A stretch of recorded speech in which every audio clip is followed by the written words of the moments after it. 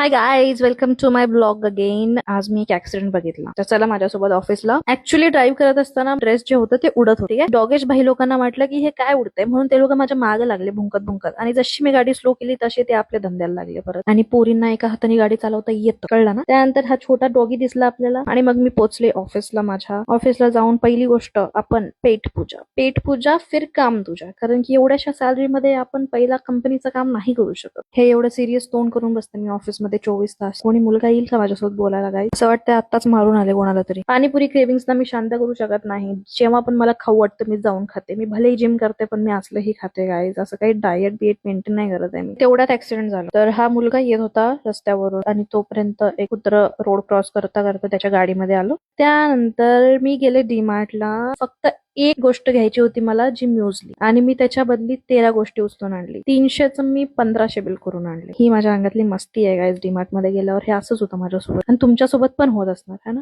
मी इकडे स्वतःला रेकॉर्ड करते बिल करायच्या लाईनीत थांबून, आणि लोक मला बघतायत, हे काय करते मुलगी. स्वतः काहीच वाटत असेल तुम्हाला की ब्लॉगिंग किती सोपं आहे, पण तुम्ही जेव्हा कॅमेरा ओपन करून जाताय ना बाहेर लोकांमध्ये, लोक तुम्हाला असं बघतात जसं की तुम्ही एलियन आहे. भेटू गाईज, परत भेटू आपण. See you next blog. मला फॉलो करायला विसरू नका.